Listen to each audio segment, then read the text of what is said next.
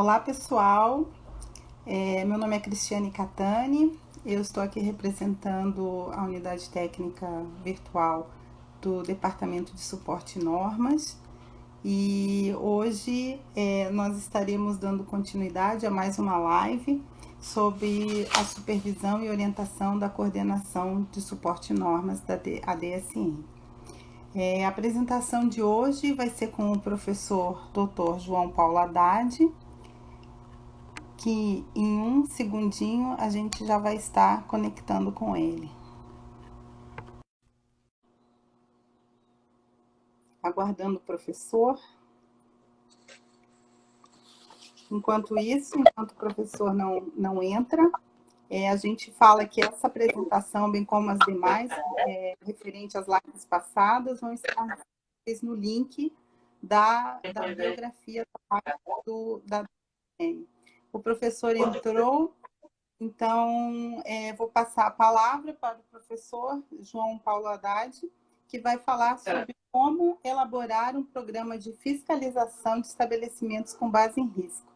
Professor, com o senhor.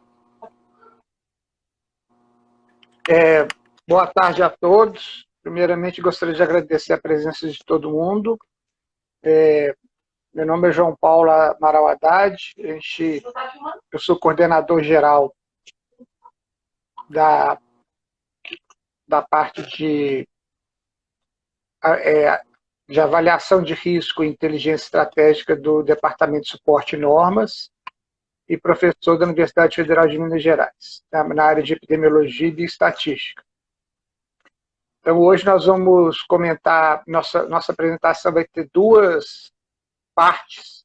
Uma, a gente vai falar mais sobre a questão da fiscalização em base de risco em estabelecimentos,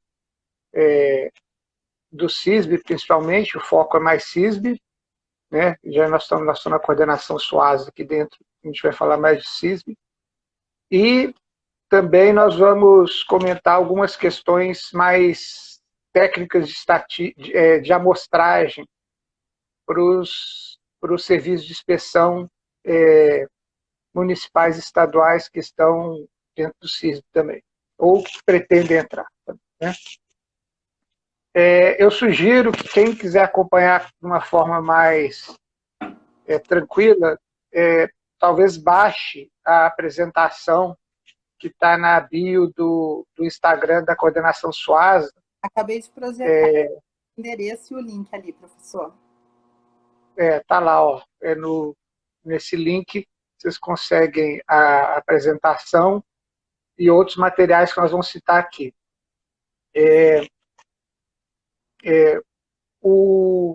Então vamos começar, né? Já deu três e pouquinho, vamos começar.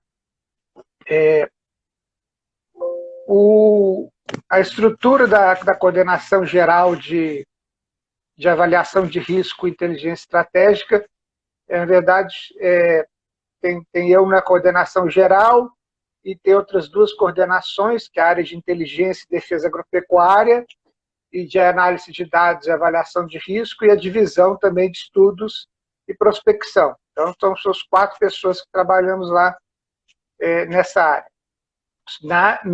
E essa coordenação está dentro do Departamento de Suporte e Normas da Secretaria de Defesa Agropecuária. Um conceito importante para a gente começar a ver é a questão da inteligência estratégica. O que é inteligência estratégica? Quando se fala em inteligência, a gente fala em quê? Fala dos processos que analisam dados gerados por uma instituição, né, e auxilia a tomada de decisões. Então, a gente transforma esses dados da própria instituição em conhecimentos, em informação, que é possível transformar essa informação em tomada de decisões. Isso, nesse contexto da área de inspeção em base de risco, é muito importante, porque a gente consegue contextualizar as prioridades da área de inspeção. Então, vocês vão ver que existe já uma norma interna de POA, onde a gente vai acompanhar algumas questões relacionadas a isso. Vamos passar para um aqui. Então, a introdução, quando a gente fala em introdução, a gente está falando que a gente está num ambiente que existem diversos patógenos que podem interferir na segurança dos alimentos, nós temos diversos tipos de produto, temos diversos estabelecimentos, categorias, áreas e outros desafios além da segurança dos alimentos, como a área de zoonoses, a área de resíduos, as questões das doenças emergentes. Hoje nós estamos vivendo uma pandemia de uma doença emergente, né? E a questão também de falta de recursos, não só financeiros, como recursos humanos. Então, às vezes, a gente tem que priorizar, e nesse sentido, a gente tem que priorizar os nossos recursos de que forma? Utilizando uma inspeção baseada no risco, no risco de que tenha algum problema aquele alimento. E nesse contexto, a gente existe o contexto de quê? De uma complexidade, né? Uma complexidade onde a gente tende a fazer o quê? Transformar essas questões mais complexas em simplificar para a gente poder ganhar em eficiência e eficácia no processo, né? Sim, professor, Então, pegando o seu gancho, porque a gente sempre fala em inspeção com base em risco, e muitos colegas, às vezes, confundem conceitos. Por exemplo, essa inspeção com base em risco faz parte de uma avaliação de risco e, posteriormente, o gerenciamento e todo o complexo, toda essa parte, ela se enquadra dentro da análise de risco propriamente dito. É isso, não é? O conceito geral? mais ou menos. É o seguinte, a análise de risco é um modelo proposto pelos órgãos internacionais, então, OIE, FAO, o IPCC da área vegetal também e tal. Então, são vários locais que chegaram a um modelo onde existem 4 diferentes áreas. A definição do perigo, a avaliação de risco propriamente dita, que é a questão mais técnica, e que vai dar um retorno ao gestor para poder gerenciar esse risco que vai ser levantado na avaliação de risco e, consequentemente, durante todos esses 3 pontos do processo, uma comunicação de risco para tentar aumentar a transparência. Isso é um modelo internacional. Uhum. Nós estamos fazendo um estudo de risco, basicamente. Na verdade, é tentar trazer o conceito de risco para inspeção. Muito bem. Tá? Esclareceu, porque o pessoal tem sempre essa dúvida e faz sempre essa confusão entre conceitual. Só um recadinho, professor, antes de dar continuidade, que o Instagram da Coordenação Suasa acaba de atingir 1.500 seguidores.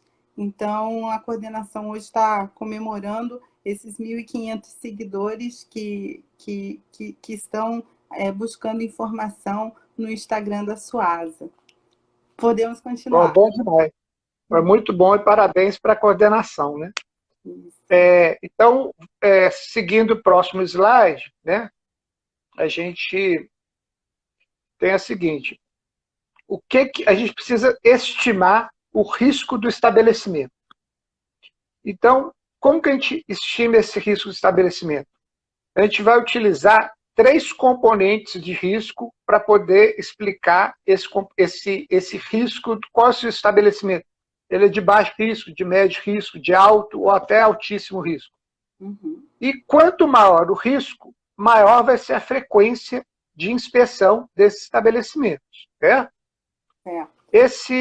Esse risco estimado, ele está descrito em 2 locais que vocês vão encontrar, que inclusive já está na pasta do Instagram da Coordenação Suasa, que é a norma interna número 2, do tipo A, do dia 6 de novembro de 2015, e o manual do tipo A para cálculo do risco estimado associado a estabelecimentos, que também está lá.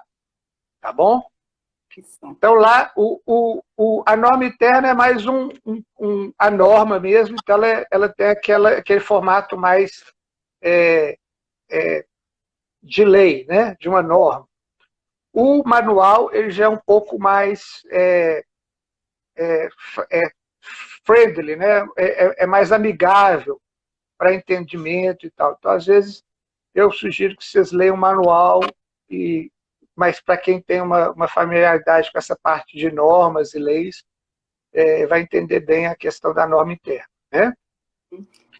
Então, o pessoal já começa perguntando com várias dúvidas, né? E a gente já até pode dar uma resposta rápida, se essa fiscalização baseada em risco deve ser utilizada como rotina ou em alguma situação especial. E a gente pode responder dizendo que ela tem que ser usada na rotina. Ela é a base do gerenciamento da inspeção nos estabelecimentos. Mas depois a gente continua. Vamos lá, professor. Tá, beleza, então. Então, a gente tem os 3 componentes. O primeiro é o risco associado ao volume de produção. Então, onde que nós vamos obter esses dados? O serviço de inspeção vai criar um banco de dados, onde todo mês vai saber quanto que cada estabelecimento está produzindo de cada produto. Então, eu vou criar o mapa estatístico de produção, tá certo? E, se não tiver isso, no início da definição, o que a gente vai fazer? A gente vai utilizar a capacidade produtiva apresentada no registro do estabelecimento para poder verificar se aquele estabelecimento ele é no risco, qual o volume de produção ou de capacidade produtiva daquele estabelecimento, certo? Isso. Nós vamos ver depois. Englobando, englobando todas as categorias de estabelecimento. É interessante porque às vezes a gente tem uma tendência a pensar que o pequeno tem um risco que pode ser menor do que o grande. Então, vocês vão ver que, dependendo do tipo de produto, tem alguns estabelecimentos que, por exemplo, eu vou dar um exemplo que vai sair uma tese de doutorado semana que vem de uma orientada minha. Nós achamos o risco para salmonelose em estabelecimentos que abate suíno aumentado em estabelecimentos médios. Não é nem o pequeno e o grande que tem o risco maior. A maior frequência foi achada no estabelecimento médio. Por quê? Porque, às vezes, o médio ele está produzindo mais do que a capacidade de boas práticas dele. Então, isso cria um certo estrangulamento no processo e pode acabar gerando um risco microbiológico maior. Tá certo? E aumentam os fatores de risco também que interferem nesse processo. Exatamente, exatamente. O segundo aspecto é a questão do risco associado ao produto. Isso é muito interessante porque você tem produtos com mais quantidade de água, produtos com menos quantidade de água, produtos com mais quantidade de sal, com menos quantidade de sal. E isso vai interferir no risco microbiológico. Então, tem uma série de fatores, por exemplo, se ele é cozido, se ele sofreu algum tratamento térmico. Então, tem uma série de fatores que vai ter aquele produto com maior risco ou com menor risco. Defumação é outra coisa que pode alterar o risco.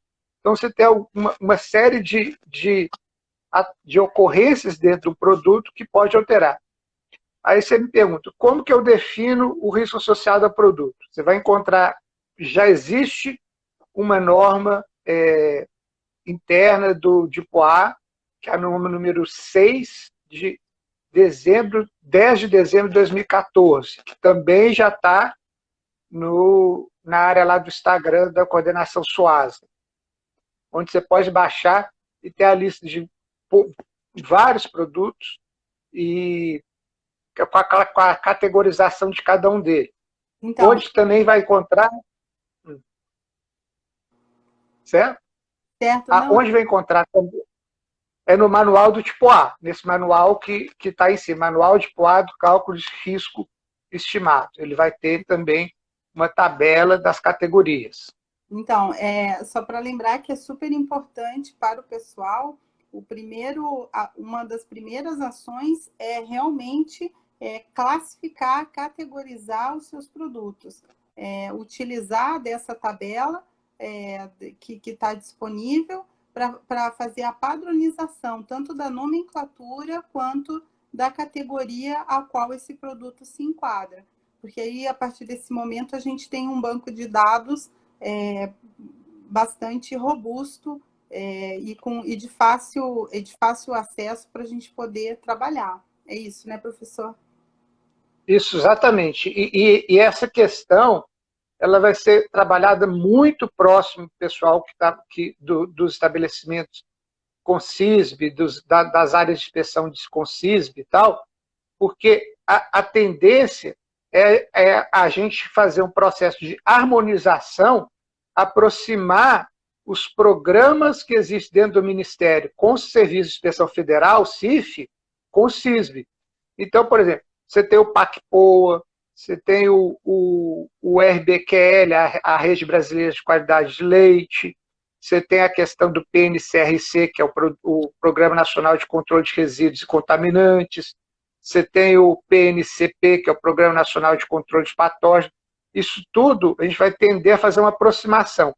E lá eles utilizam essa categorização como um processo de definição também de risco. Então, é importante que quem está trabalhando na área de inspeção do CISB tenha essa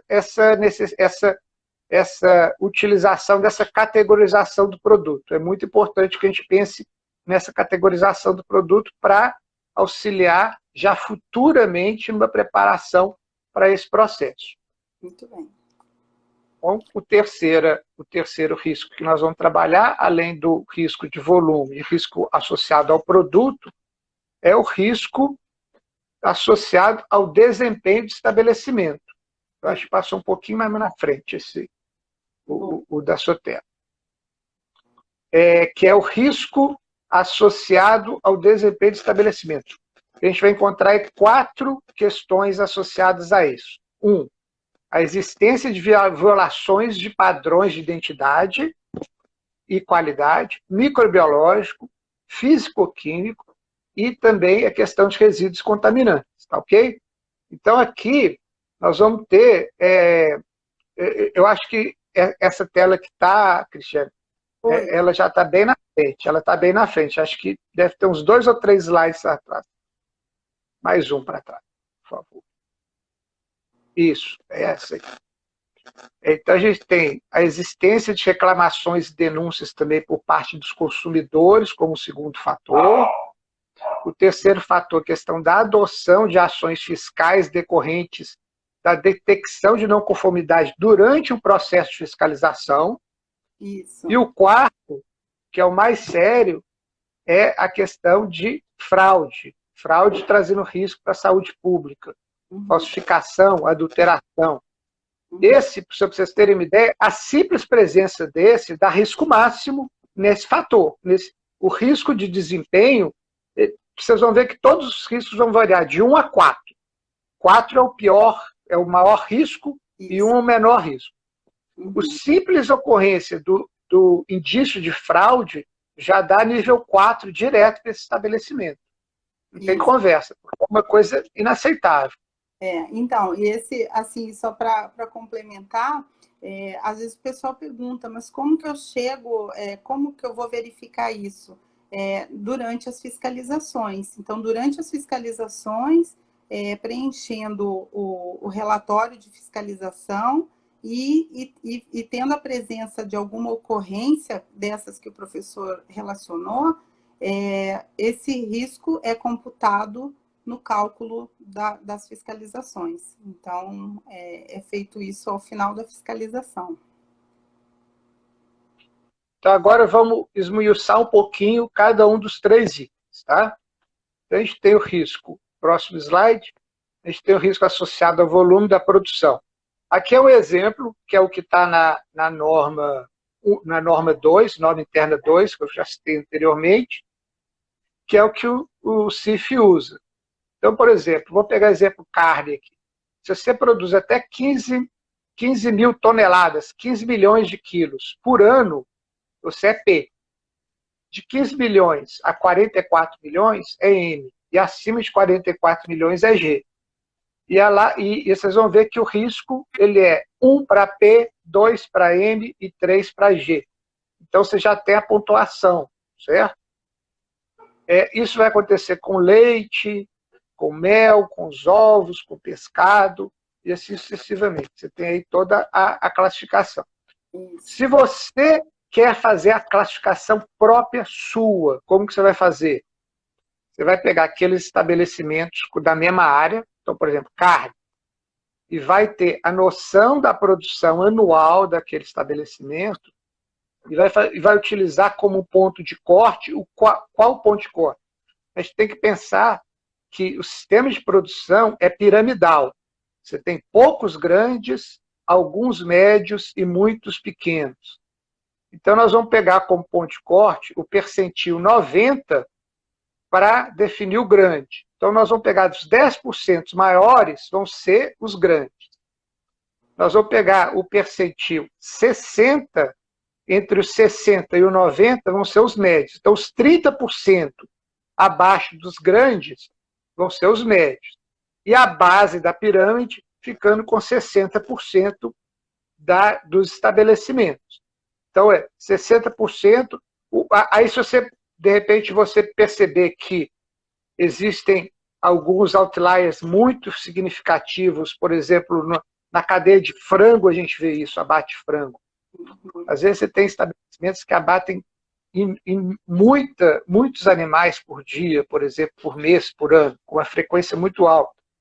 Então, de repente, é interessante você utilizar uma nova categoria que seria GG, muito grande. E aí você coloca, sei lá, os 5% da...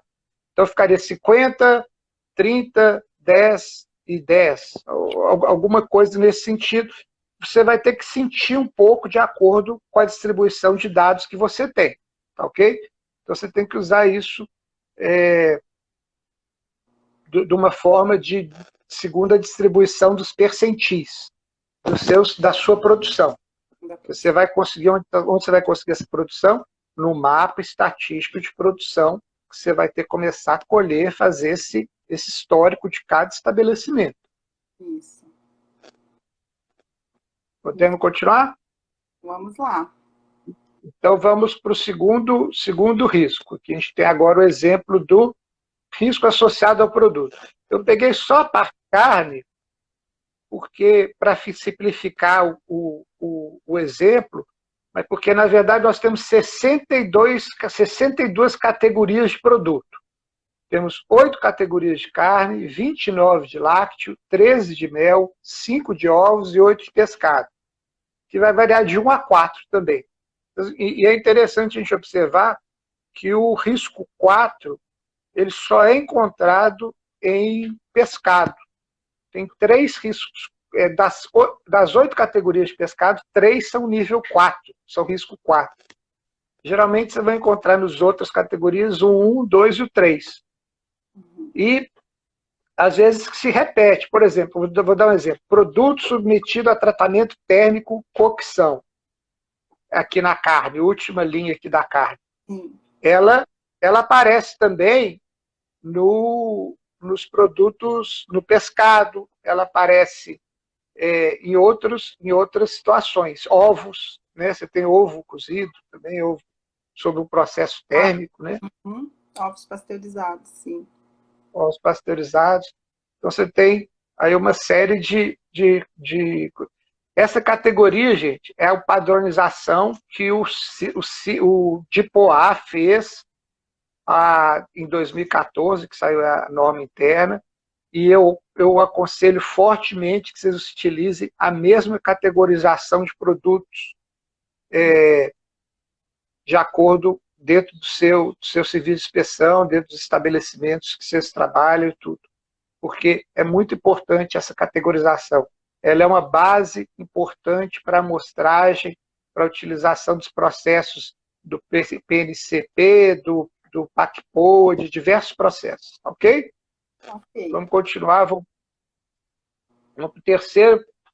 Aqui eu peguei só 2 exemplos. Então, ó, se eu não tenho violação de qualidade, identidade, microbiológico e tal, se eu não tenho reclamação ou denúncias de consumidor, se eu não tenho nenhuma ação fiscal que foi decorrente de fiscalização local, e se eu não tenho fraude, eu tenho risco 1, que é o mais baixo.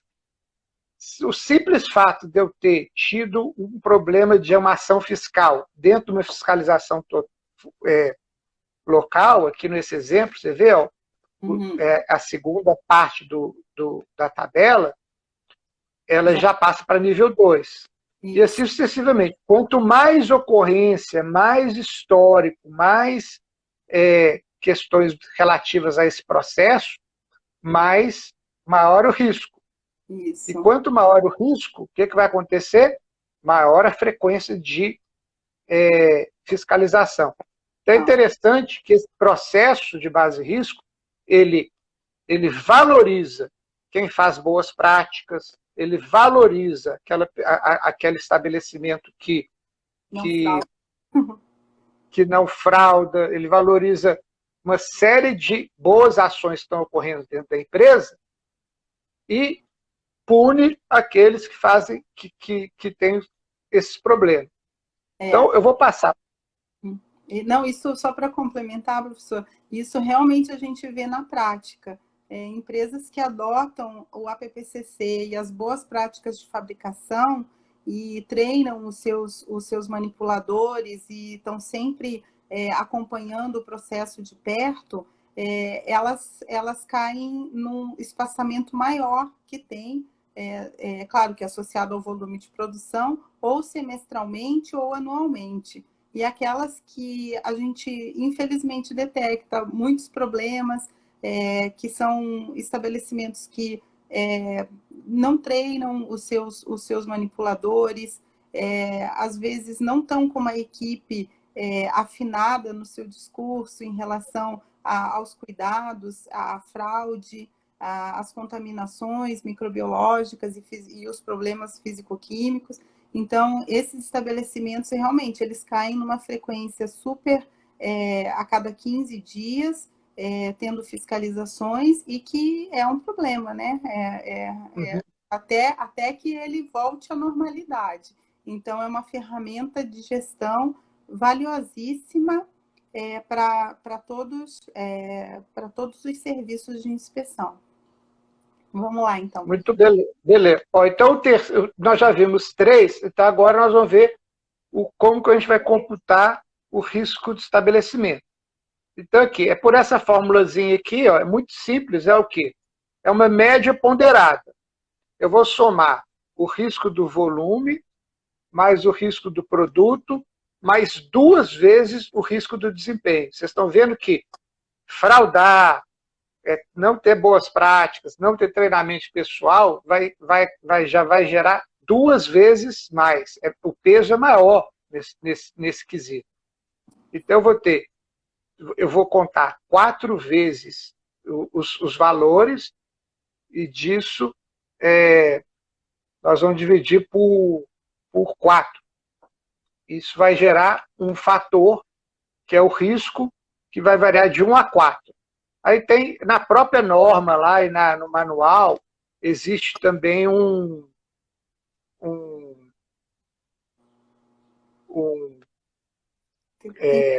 tem todas as tabelas na norma. Existe a explicação de como que você arredonda o valor, se é para baixo, se é para cima e tal. Então, na norma explica isso direitinho.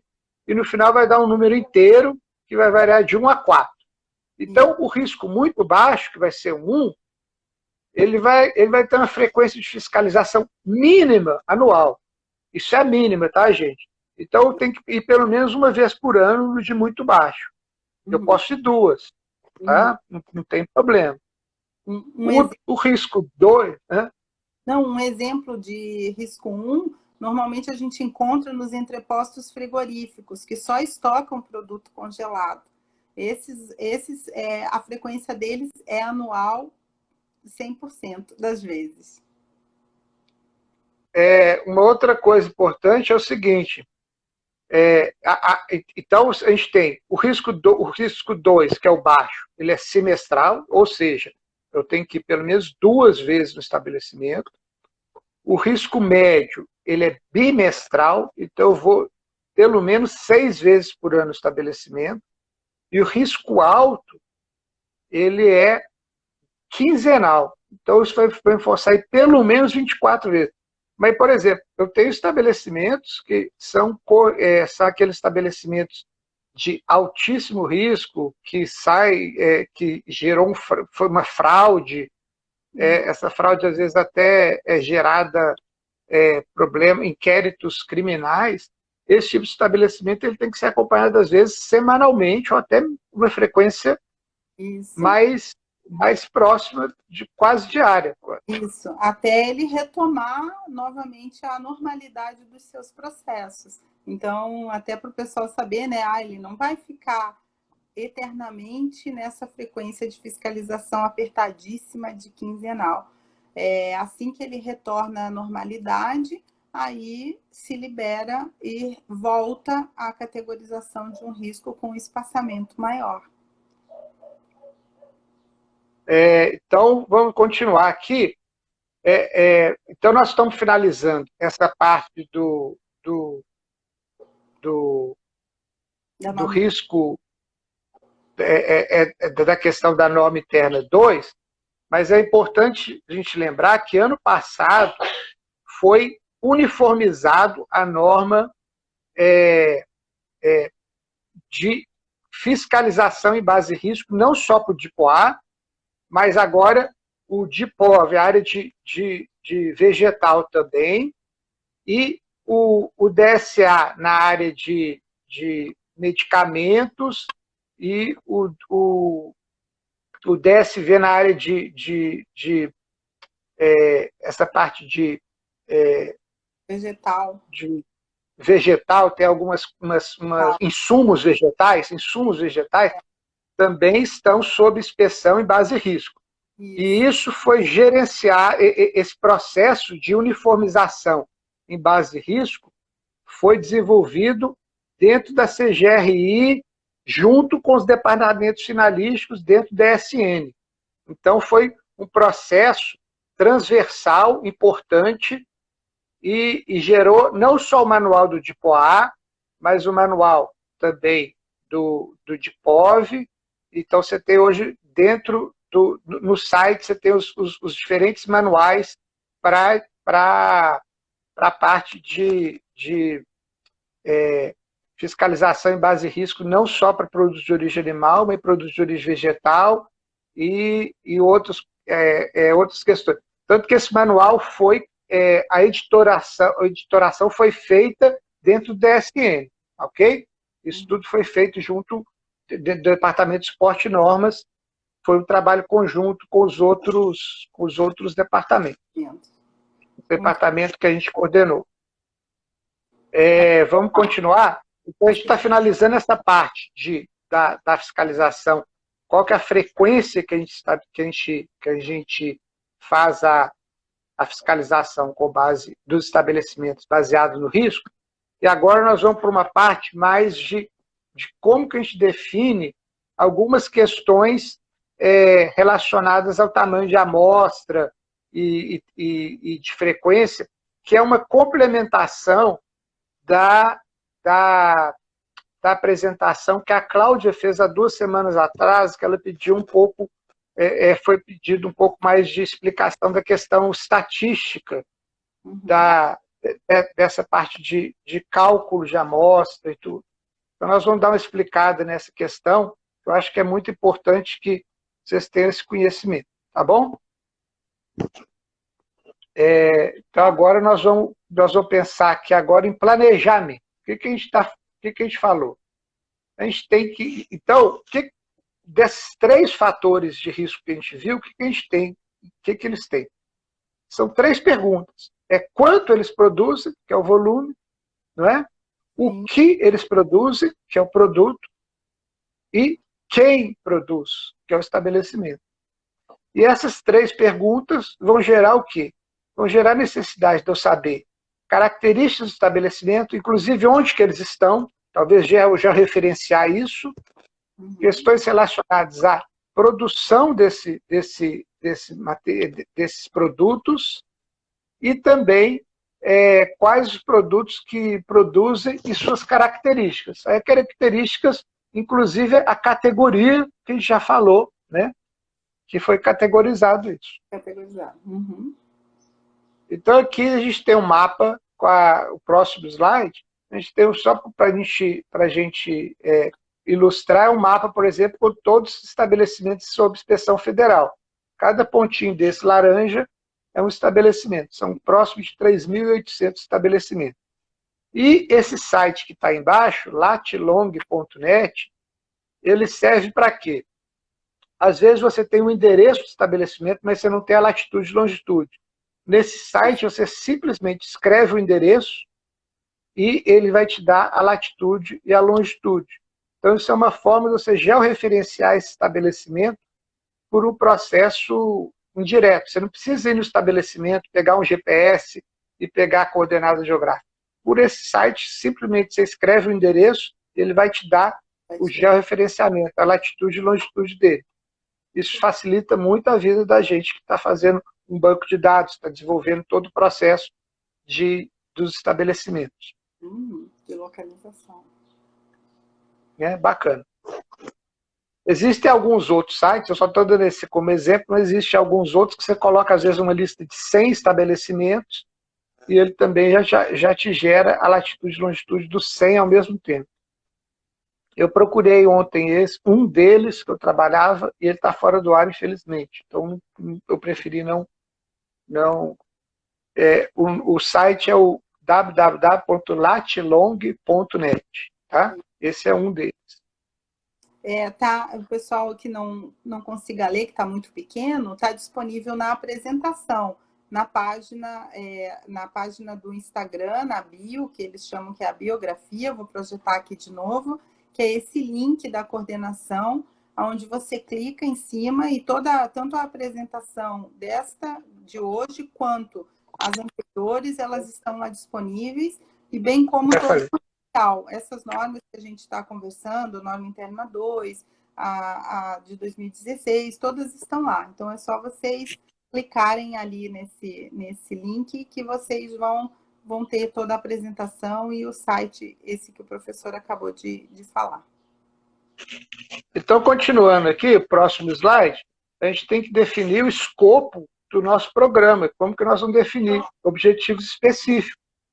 Isso é importante porque para vocês terem uma ideia, eu trabalhei muito próximo no desenvolvimento daquele programa de controle de patógenos, onde eu trabalho com salmonela em frango, salmonela em bovino, enterobactérias, tudo.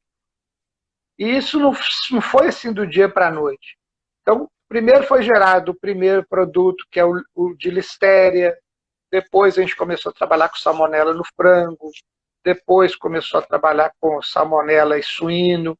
Então, a gente ia agregando um projeto por vez, de uma forma em etapas.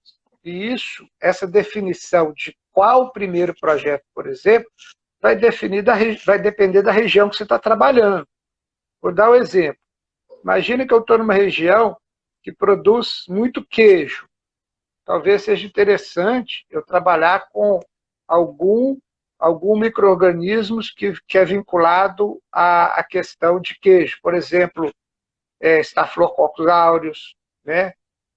Streptococcus agalacticae, alguma coisa de maior risco para a saúde pública. Se eu estou trabalhando com ovos, de repente, uma região produtora de ovos, eu posso pegar alguma questão mais associada a ovos. Por exemplo, salmonela em ovos é uma coisa importante, então vou pensar nisso. Frango tem salmonela, tem o próprio Campylobacter. Então, cada tipo de produto eu vou ter um risco maior associado, inclusive a questão de saúde pública. E muitas vezes é essa forma de definição de qual vai ser meu primeiro programa, qual vai ser o segundo, e assim sucessivamente. E um ponto importante é a gente conseguir estimar metas factíveis. O que é essa estimativa de metas? é ter a possibilidade de eu definir um objetivo específico quantificado. Então, vamos supor que a minha frequência de um determinado micro-organismo é 10%. Então, o meu objetivo para esse ano é reduzir em 10% a taxa de não conformidade daquele produto. O que é 10%? É de cair de 10 para 9. Então, a redução de 1% da não conformidade é o 10% daquela medida. Tá? Ou se eu quero reduzir 25%, eu tenho que cair de 10 para 7,5%, e assim sucessivamente. Então, você tem que saber quantificar e, de acordo com a capacidade logística que você tem, de acordo com a capacidade de pessoal que você tem, e de acordo também com o número de estabelecimentos que você está trabalhando, e etc. Até veio uma pergunta que a gente pode responder rapidinho, que é em relação a qual o período de tempo considerado como ideal para esse levantamento de dados, o histórico do estabelecimento. Qual é o tempo? A gente tem o ideal e tem o real, né? A gente tem, o ideal é a gente ter pelo menos 3 anos com dados mensais. A gente vai tirar as irregularidades dos processos. Mas o real, a gente já vai começar, a partir do mês que vem, você já começa a contar que já gerando essa informação. E é claro que, a partir do momento que eu completar o primeiro ano, eu já tenho uma informação mais consistente. E a consistência vai aumentando de acordo com a acumulação dos dados, ok? Mas o ideal é que eu tenha pelo menos 3 anos, uma série histórica de 3 anos desses dados para eu poder avaliar, inclusive, erros que às vezes ocorrem na entrada de dados, tá ok? Ok. Professor, nós temos mais 15 minutinhos, vamos lá. Quanto? 15 minutos. Tá, vamos lá. Então vamos ver se eu consigo. Acho que talvez a gente vai ter que parar e voltar. igual a gente já fez isso anteriormente. Então agora, a gente já sabe qual o problema a ser abordado. A gente pergunta qual a taxa de conformidade esperada, né? Qual a taxa de conformidade esperada? Quanto que eu espero de frequência de salmonela no suíno? Ou de salmonela em frango? Ou de listéria em um produto pronto para consumo? Então, eu tenho conhecimento disso como ou eu tenho dados históricos do próprio serviço que eu estou trabalhando. Esses dados históricos eu vou ter através de dados laboratoriais, exames laboratoriais que eu fiz, ou na literatura científica. Eu vou buscar na literatura científica, e às vezes você tem estudos de prevalência, estudos de incidência de uma determinada doença, e comparar com outros países. E aí você fala, eu não tenho nada, não achei nada. E aí, o que eu vou fazer? Eu vou fazer o seguinte, nós vamos pegar e fazer um exploratório. Tá? Aí o estudo exploratório é um estudo um pouco mais, vamos falar assim, consistente. Eu tenho que definir uma amostra representativa, então, por exemplo, nós pegamos para iniciar o processo de salmonela em suínos, nós fizemos uma amostragem de 850 amostras num período de 1 ano, para poder ter uma noção da prevalência de salmonela em suínos e trabalhar na norma, lá, na Instrução Normativa 60, de 2018. Não me engano, 2018. Então, a gente tem que fazer sempre um exploratório, ok? Tem até um exemplo do programa exploratório de Campylobacter, que está na instrução normativa. Deixa eu até pegar minha cola aqui. Se alguém tiver interesse de dar uma olhadinha, a norma interna tipo A, número 3, de 2017, dá para pegar como modelo do que o professor acabou de falar, como... o exploratório. Esse exploratório de Campylobacter é interessante, que eu participei também do desenho amostral dele, e ele, na verdade, ele é uma subamostra do Rio Grande do Sul, Paraná e Santa Catarina.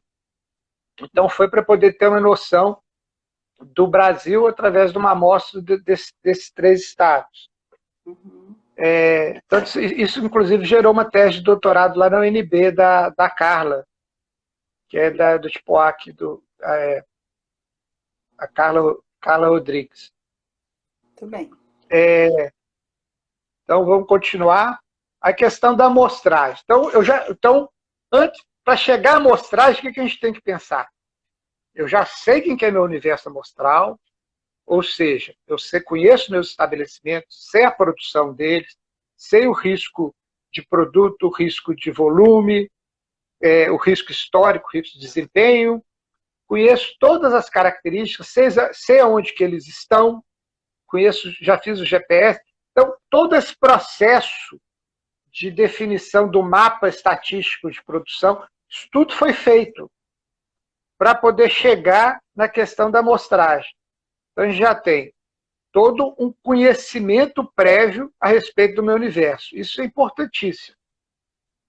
E conhecimento também dos fatores de risco do meu estabelecimento. Nós já definimos, inclusive, qual o primeiro projeto que nós vamos trabalhar, qual o patógeno que nós vamos atacar. Uhum. Então, aí que vem as análises para avaliação do processo. Nós vamos avaliar o processo como? Eu vou ter variáveis, por exemplo, binomiais. Essa tabela que está na apresentação, no slide, é uma tabela tirada da norma interna 20 de Franco, né? Da IN 20, né? Desculpa, norma interna não, instrução normativa, número 20, onde que ela mostra, por exemplo, que o estabelecimento pequeno tem que fazer 8 amostras, e se der pelo menos 2, no máximo 2 positivas, ele é considerado como um processo aceitável, né? E até a GG, estabelecimento muito grande, então tem um ciclo de 51 amostras, eu posso ter até 12 positivas, tá? E ali frequência também. Então, isso é um processo amostral para entender como que é a avaliação do processo de abate, por exemplo, do frango, que é esse caso.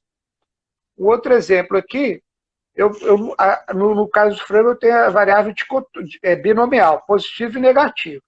Eu posso ter um valor quantitativo, contínuo, que a gente chama de intervalar.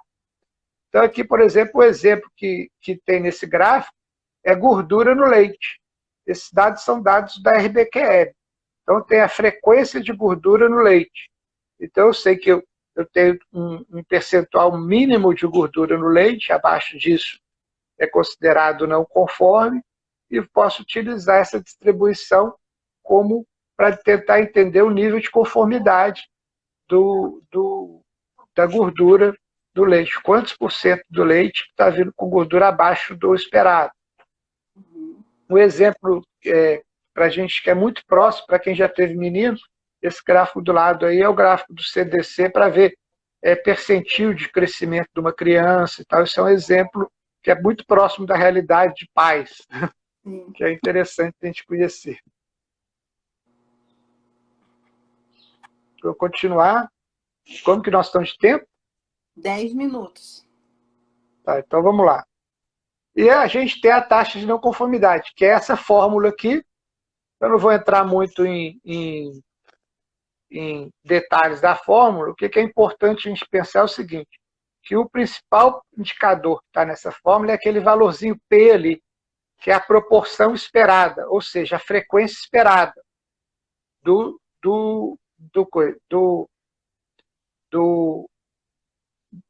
que eu estou, da não conformidade. Qual a frequência esperada de não conformidade? E, nesse caso, se eu não tenho nenhuma informação, eu posso utilizar o próximo slide, que é um gráfico, que ele está mostrando o quê? Na linha verde, é o número de amostras que eu tenho que utilizar para eu ter uma precisão de 20%. Então, é uma precisão muito ruim. Mas, se eu tiver pouca recursos, eu posso até utilizar 20% de precisão. E no vermelho é uma precisão de 10% e o azul de 5%. O ideal é que se trabalhe com 5%, entre 5% e 10% de precisão. Tá ok? O ideal é trabalhar com... Vocês percebam que a amostra, a distribuição ela é simétrica e os valores, por exemplo, de 30% e de 70% são os mesmos. De 40% e de 60% são os mesmos. De 20% e de 80% são os mesmos. Então, se você não sabe nada sobre aquele evento que você está estudando, você não tem nenhum conhecimento da realidade que você está trabalhando, o que você vai fazer? Você vai maximizar a sua amostra e vai trabalhar com uma frequência esperada de 50%, que é o cume lá daquela curva. Tá? É onde que ela tem o maior valor amostral. Aí, isso é o número mágico que os estatísticos gostam de usar, que para 10% de precisão é 97 amostras, e para 5% de precisão são 385 amostras.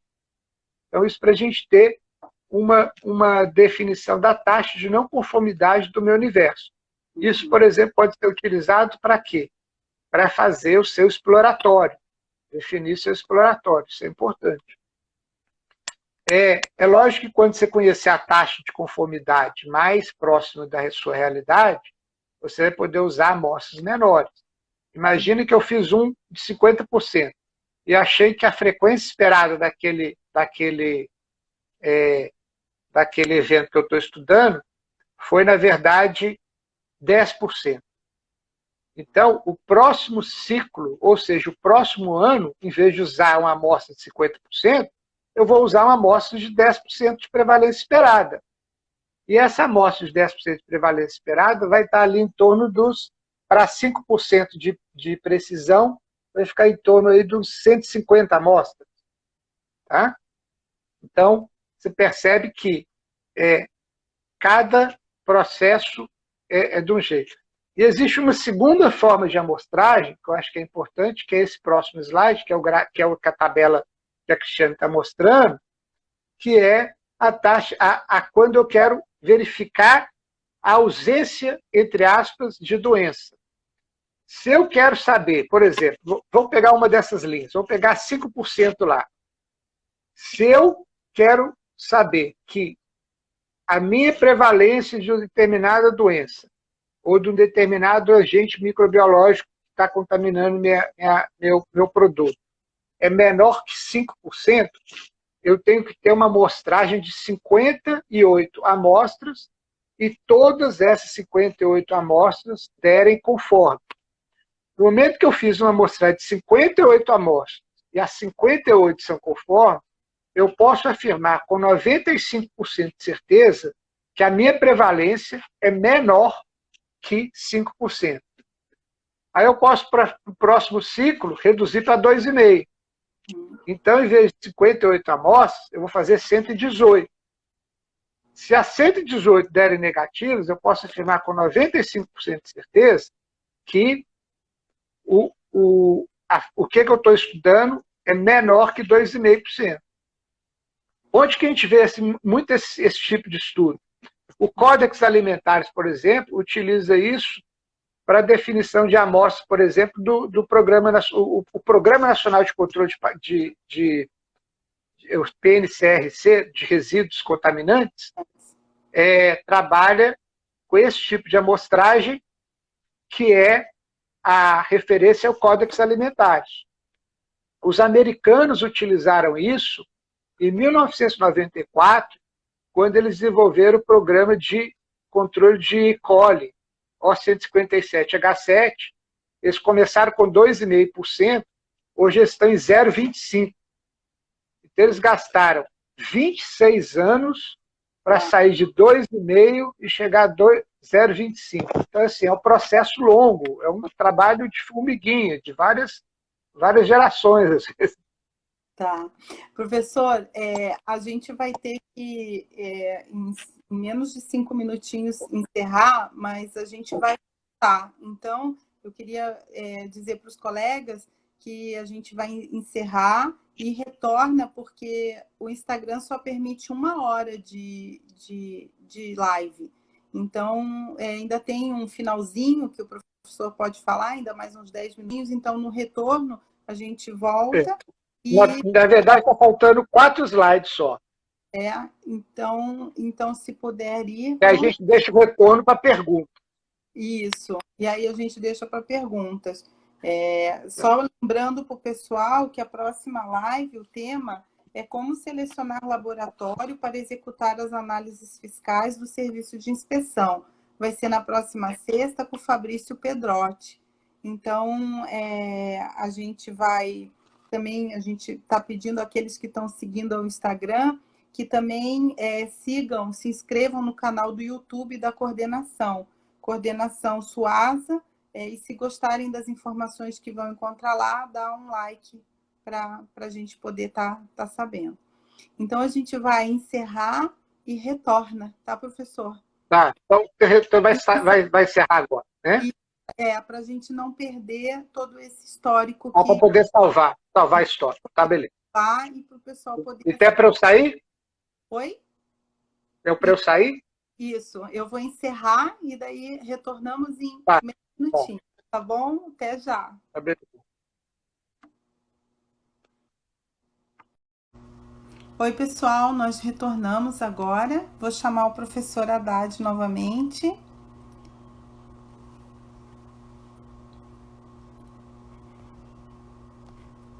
Só um minutinho que ainda não estou conseguindo localizar o professor.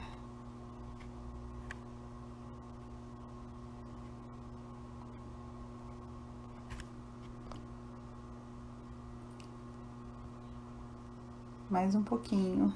Entrou bastante gente, mas ainda não estou localizando o professor.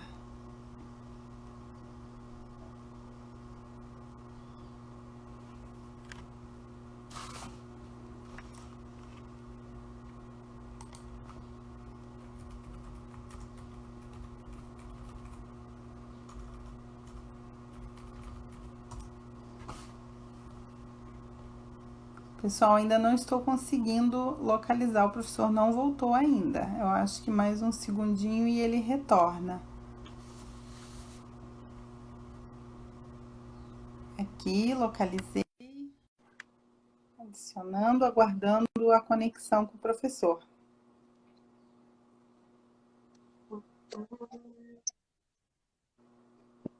Estou de volta. Voltamos. Beleza. Voltamos novamente, da onde paramos.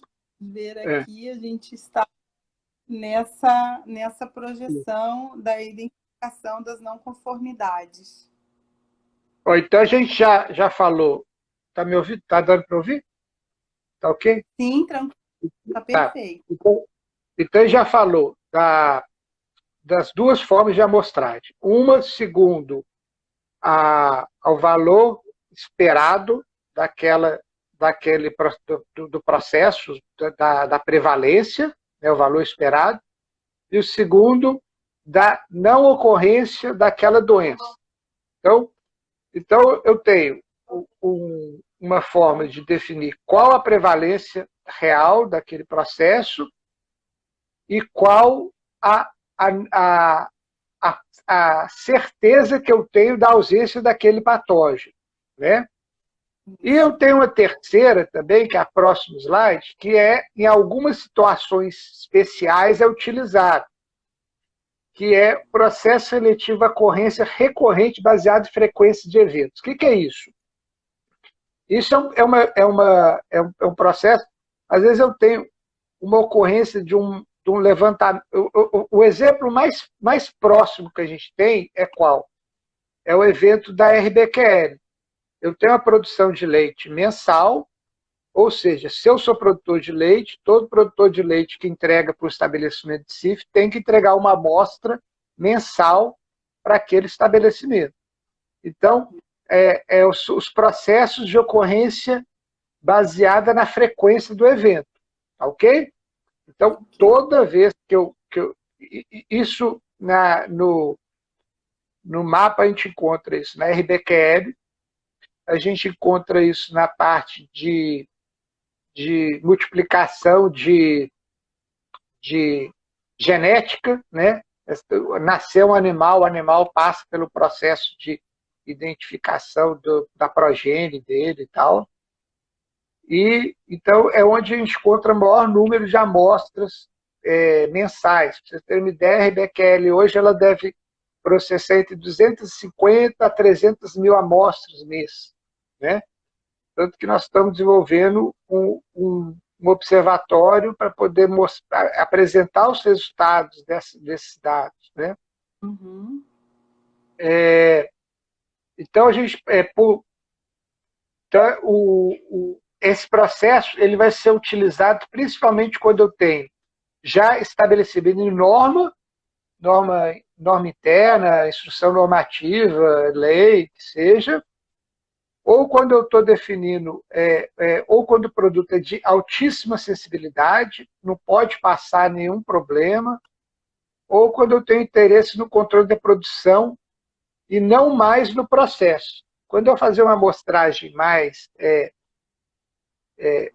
orientada ao risco, eu tenho interesse em saber se o processo está ok, se o processo industrial está bem. Aqui não, aqui eu tenho mais interesse em saber se a produção está trazendo algum risco para o indivíduo. Aqui talvez seja interessante a gente pensar em termos de autorregulação, o autocontrole. Dentro da indústria, eles testam todos os lotes que são produzidos.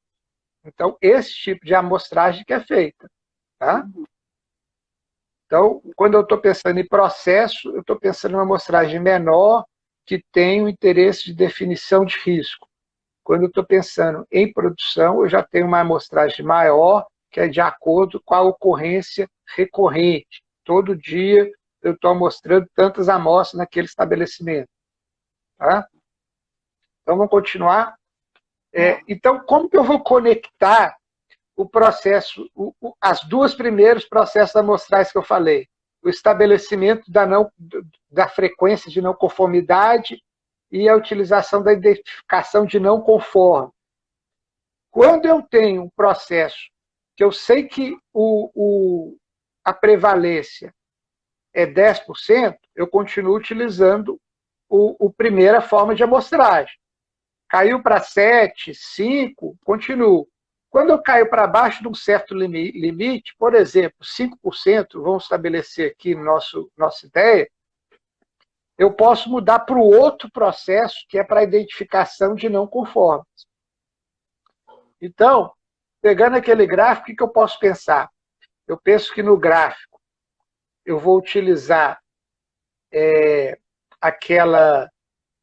Para 5%, dá mais ou menos umas 70, 80 amostras do primeiro, e na tabela eu vou utilizar 58. Então, você vê que elas são bem próximas. Se eu quiser passar para o próximo nível, utilizar 2,5% de não conformidade, eu vou passar para 118. Eu vou aumentando o tamanho de amostra. Aí, quando eu tenho uma frequência muito baixa de não conformidade, é interessante utilizar essa tabela que você está mostrando aí. Ok? Ok. E aí, a gente tem algumas questões, isso aqui vai ser muito melhor explicado pelo Fabrício, que já teve anos de mexer com LFTAs e tudo, mas algumas questões que são importantes, vamos falar assim do ponto de vista quantitativo, de análise, analítico. Tá? Então, eu tenho a capacidade logística de atendimento desses estabelecimentos, né? Então, eu tenho que... Alguns tipos de amostra tem que chegar em 24 horas naquele laboratório em condições suficientes. Por exemplo, a Cláudia falou isso há 2 semanas atrás, explicou questões relacionadas à embalagem, questões relacionadas a resfriamento. Então, tem várias questões que a gente tem que pensar. Isso hoje a gente sente muito também, professor, até por conta do que nós estamos vivendo hoje nessa pandemia, a gente suspendeu, o DIPOA suspendeu a coleta das amostras justamente para não ter perda de amostra.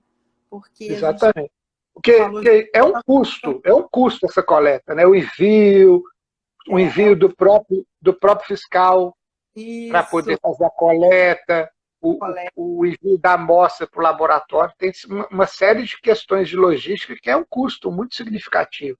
E é alto o custo. Então, a gente não é simplesmente ir lá e só coletar, não. Tem todo o resto envolvido. Então, realmente, essa capacidade logística, tanto do atendimento do laboratório quanto do serviço, a gente tem que levar em conta, que é super importante.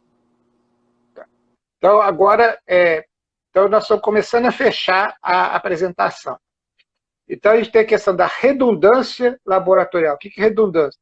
Eu ter pelo menos 2 opções de envio para o laboratório.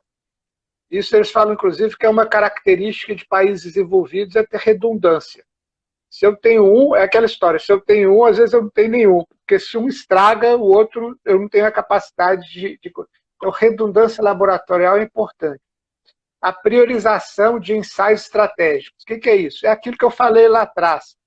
Primeiro, vamos começar a trabalhar com o que é mais importante, por exemplo, para a saúde pública, para o consumidor, né? E depois a gente começa, quando eu tenho condições de exportar também, em termos de mercados, né? Que são importantes também. E o desenvolvimento baseado em risco. Aqui entra aquelas 3 perguntas que eu falei. Quanto, o que e quem. Quem está produzindo, quanto está produzindo e o que está sendo produzido. Então, vai ser o risco baseado no volume, o risco associado ao produto e o risco associado ao estabelecimento. Tá? Então, conhecer o histórico do estabelecimento, estimar o nível de não conformidade, definir características do estabelecimento, às vezes saber onde que ele está, né? Conhecer o universo. Isso é muito importante para a gente poder, inclusive, enviar amostras para que aquela amostra chegue a um tempo razoável no laboratório. Definir as prioridades, já foi dito, e estabelecer o processo amostral, que a gente já falou algumas questões que eu acho que são interessantes. Uhum. Então, agora, as mensagens importantes que eu gostaria que vocês guardassem. Ó. Devemos conhecer o estabelecimento, onde estão, quanto produzem, o que produzem. Isso é importantíssimo. É a mensagem principal.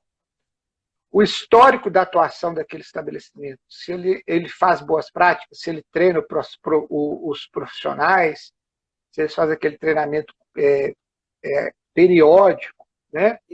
Se ele é fraudador, se não é, se tem histórico de fraude. Então, georreferenciamento do estabelecimento. Qual a taxa de não conformidade do estabelecimento? Quantidade de fornecedores, isso é importantíssimo, porque às vezes você tem diversos fornecedores que aumentam o risco.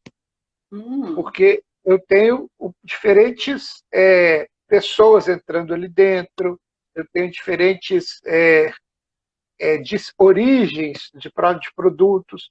Isso a gente começa a entender muito bem isso quando a gente está falando em Covid, né? A gente fala assim, poxa, eu estou pensando às vezes você começa a pedir para o mesmo fornecedor aquele, sei lá, um alimento que você quer consumir, alguma coisa, porque você não quer diversificar os riscos, né? Então é importante. Minimiza. E planejar, quantificar e estimar o desenho amostral. Eu dei algumas dicas, é lógico que nós vamos ter que... esse processo é um processo delicado, mas tem alguns números mágicos que a gente viu aí, o 385, o 97, né? Aquela tabela de não conformidade. Então, você tem alguns números que você pode ter como base, né, nesse processo. Isso. E eu acho que essas são as mensagens mais importantes. Aqui está meu contato, né? joão.haddad@agricultura.gov.br. Se vocês precisarem de alguma coisa, a gente está à disposição. Né? Pode mandar o e-mail que a gente discute alguma coisa e tal. Nós estamos lá na Coordenação Geral de Avaliação de Risco e Inteligência Estratégica, no Departamento de Suporte e Normas, né? E da Secretaria de Defesa Agropecuária do MAPA. agradecer a presença e o interesse de todo mundo. Eu acho que foi muito produtivo. E agradecer a todo o suporte que o DSN deu para essa live. Em especial a Janice, que acho que auxilia muito a gente ela está no background aí, dando um suporte para a gente. E nós estamos aí, se precisar de algumas. A gente tem um tempinho aí para responder alguma pergunta e tudo. Temos sim, temos um tempinho para perguntas. Até se alguém não enviou pergunta e deseja enviar depois, tem um e-mail que é informedsn.agricultura@gmail.com, que vocês podem estar encaminhando perguntas por e-mail. E também tem o quadro Suasa Responde, disponível no nosso canal do YouTube, que é Coordenação_Suasa.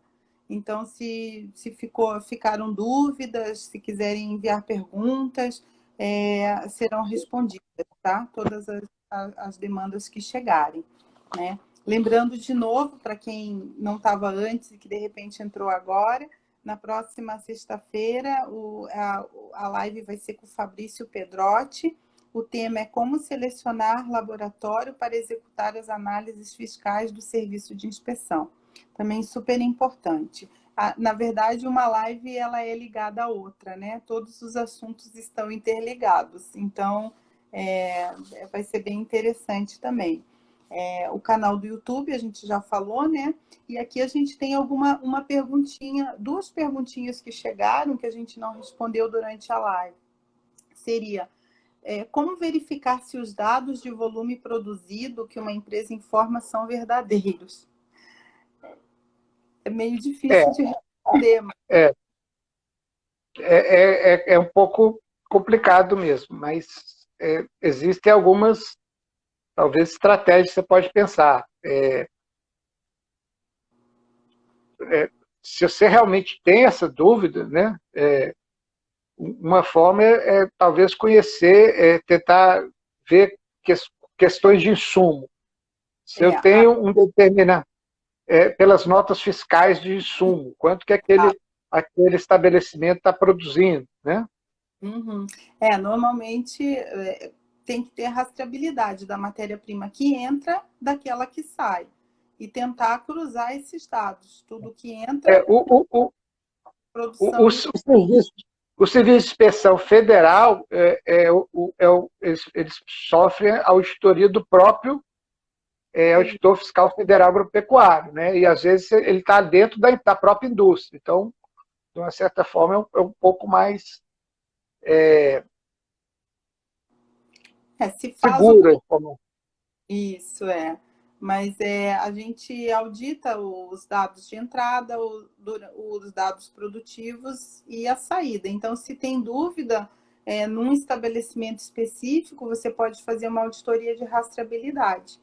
Então, acredito que isso, né, você verificaria se realmente o estabelecimento está omitindo dados ou não. É a única maneira de se fazer, né, auditando os dados. Teria também uma outra pergunta, professor. No caso de um entreposto de pescado que faz apenas o fracionamento de pescados devidamente inspecionados, como caracterizar o risco associado ao produto? O produto, vocês vão ver no próprio manual que foi editoriado pela gente, a gente fez a editoração e tal, ele tem a tabela do manual lá de definição de risco. Esse manual está na bio do Instagram. Lá tem as 8 tipos de produtos de pescado. Inclusive, onde que existem os 3 maiores produtos de maior risco, que são os únicos que têm nível 4. Tá? Então, lá vocês vão encontrar, você vai definir. Então, por exemplo, produto fresco, talvez seja o produto mais sensível à contaminação, a uma série de questões. Isso. a própria deteriora também. A questão É, de parasitas também, que a gente tem recebido uma alta incidência de parasitas em pescado. Isso tudo aumenta o risco do produto. exatamente, exatamente. E isso eu estou tentando abrir aqui a norma para ver os 8 tipos do pescado. Está abrindo aqui, ó, abri. Então, o pescado, ele é determinado por quê? Produto composto de diferentes categorias de produtos de pescado acrescidos ou não a outros ingredientes. Esse é nível 4. O produto em natureza é nível 4. Provavelmente, esse exemplo que foi dado pela pessoa que perguntou é relativo a esse. O produto não submetido a tratamento térmico também é nível 4. Então, esses 3 são os produtos mais sérios. Você tem nível 1, os produtos submetidos à hidrólise, os produtos termicamente esterilização comercial, é nível 1. Nível 2, os produtos submetidos a tratamento térmico. E nível 3 é o produto submetido a tratamento térmico cocção. É. Então, tem essas 8 categorias de produtos de pescado. Isso aí. Uma outra pergunta, professor. Como fica o cálculo para entreposto de fatiados de lácteos e de carne? Eu acho que vai na mesma linha, né? Vão na mesma linha. Né? Os lácteos são 29 categorias. Eu acho que não seria muito produtivo eu ler as 29 categorias. Né? E carne são aquelas que eu apresentei lá, que são 8 categorias. Eu sugiro que você olhe o manual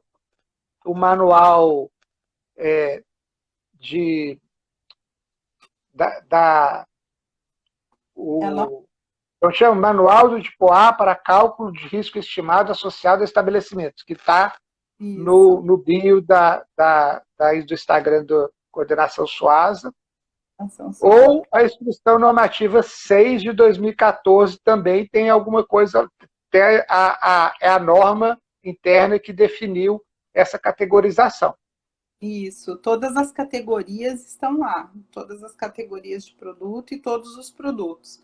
Aí teria que os serviços devem verificar junto aos estabelecimentos quais são os produtos que estão sendo fabricados e categorizar, né, se tem RTIQ, se não tem RTIQ, e categorizá-los pelo processo de fabricação. De acordo com o processo, colocar os produtos dentro das categorias. Por isso que é importante a padronização da nomenclatura para poder fazer essa inserção dentro das categorias. Né? O link da coordenação Suasa está aparecendo de novo ali na tela. Né? Se alguém quiser baixar o material, está lá disponível em relação a todas as normas. Acho que seria isso, professor. Não recebemos mais nenhuma pergunta até agora. Não sei. Beleza. Então... a gente tem o e-mail aí, o e-mail está disponível. Qualquer coisa, se precisar de algum auxílio nessa definição de inspeção em base de risco e tal, nós estamos à disposição. A gente pode auxiliar. Tá?